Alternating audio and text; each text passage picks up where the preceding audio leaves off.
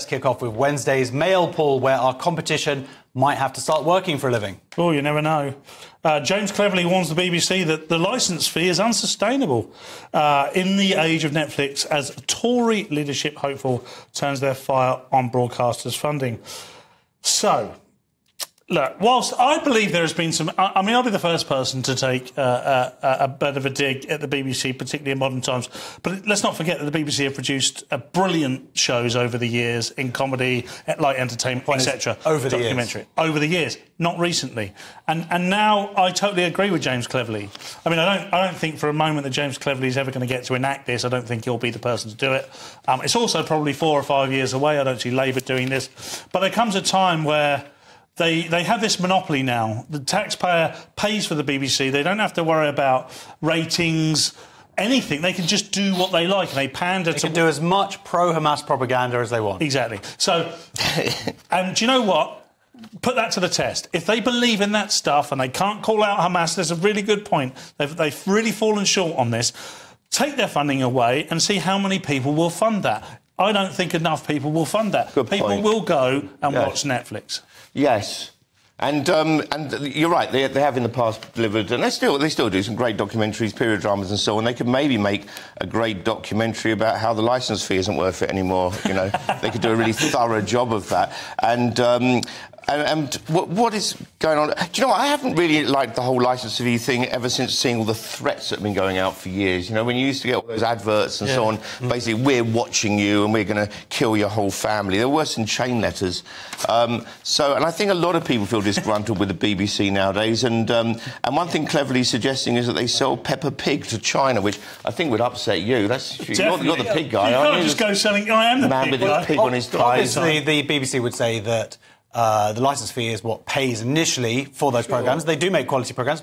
Peppa Pig, great TV show. Can't eat it, but love it. And there's an interesting point that's made here that I think he kind of gets wrong. He says, why aren't the BBC selling this to China? Well, the BBC actually do make a fair amount of money, to be fair, selling things like Doctor Who and other brands all across the world. They call it BBC International, don't they? Yeah, so they... how does Peppa feel about it? You know, being sold. Choices. How do you feel if it sold you off to China? I don't know. It is a tricky one. You don't know? I don't know, because I'm thinking of the next question I'm going to ask you. No, wait a minute. The BBC, wait, stop for a second. Do you know how you'd feel about being sold to China or not? How I would feel? I thought you said Peppa Pig. I said that. I said, how would you feel? Well, I don't know. I don't know. It's fine if China buys the station. Let's find out how... I was talking about you personally. That is just wonderful. The BBC, though, deserves to stand on its own 2 feet, and it's not right now. It's getting funded to the tune of millions and millions of pounds. Yes, but if they made loads of cute creatures, animated creatures that China wants, then they wouldn't need to pay it. I'd say BBC News Today has been standing on one very wobbly foot. This is about the monitoring of UK bank accounts for benefit frauds, which is being proposed at the moment.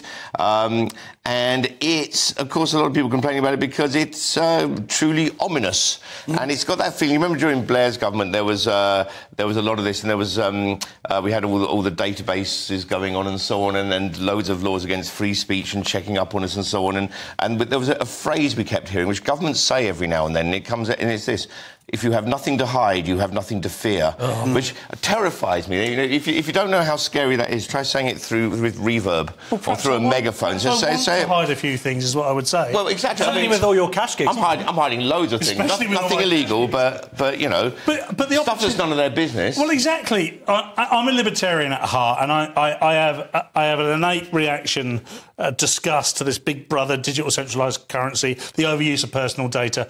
I understand in this situation what they're trying to say. If you've got nothing to hide, etc. And this is about benefit fraud. However, I think these things should be reserved for the most severest of crimes.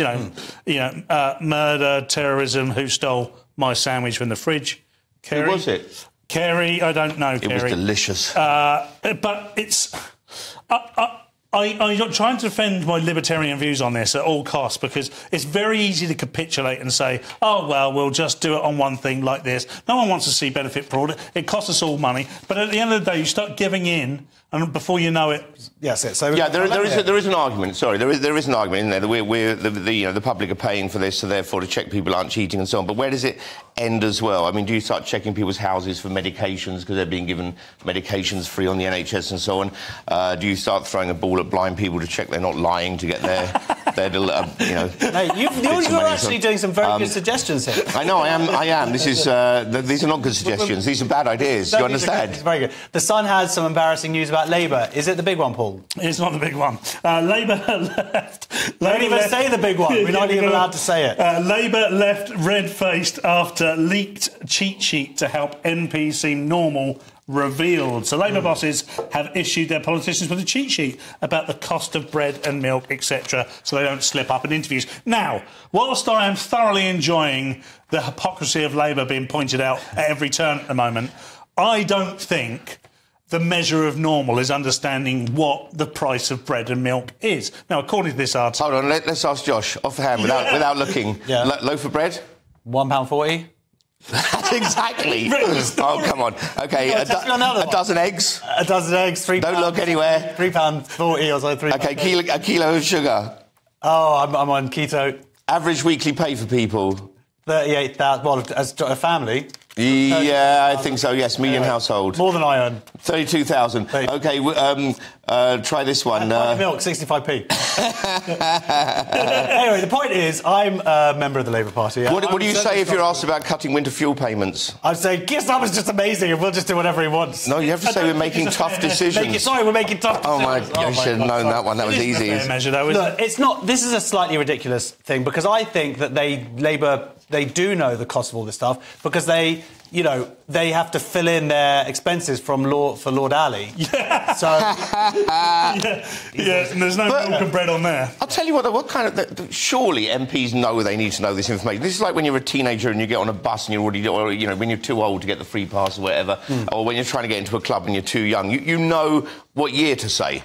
You know you're going to be asked what year were you born, right? We'll get ask them how many genders they are. The Willy you get too many questions. Yeah, the Willy question, is that what it's called? This is what I want to know the answer to from people who are going to stand up in society and lead us. Yeah, exactly. But, start with a pint of milk and we'll move forward from there. But Paul, the Star has a story which I imagine will be a big help to our fellow comics who are too cowardly to come on this show. Yes, exactly. Cash paid to sperm donors increases for the first time in 13 years. Yippee! Get in there. Here we go. That's the second job sorted. Sperm donors will get an extra £10. It's £45 now for one of those... That's a lot of pints of milk. Extractions. Yeah. How much is that? 45, up from £35. So a quick what's it, and there you go, nearly 50. Well, I've been throwing away thousands. No, hopefully in a pot. I've been throwing away thousands of pounds a month. I could have been rich. I mean, you and Matt. No, let's not go there. The statistics are that you and I would make a lot of money out of this. One thing I would say though is, whilst the egg donation has gone up as well by £200, it's now something like 300 and something quid to donate your eggs. No, it's £985. Eggs would be worth a lot more, though, wouldn't they? I mean, we know that. Check your evolutionary biology here. We get paid per sperm. Yeah. No, it doesn't work that way. No, it doesn't work. It doesn't work that way. Oh, it's by collection, apparently. I've read The Guardian, and I might have eggs as well, so I'm going to donate my eggs. OK, very good. That's very good of you. And it's an interesting thing because its donation is on the decrease, which is... Yes, donations have been going down, so they put the money up in line with inflation. It's one of the things I didn't think necessarily had to stay in line with inflation, but I think on average you need to spend 4 visits a month to pay for London rent now. It's what it'd be like. How did you get that nice mansion, big testicle Joe? So you can basically, if you're living on the street, then this is best I can come up with. This is spur of the moment. You've got some of the best stand-up comedy I've ever seen. You're so demanding. And you went with big. Yes, I know. What can we do?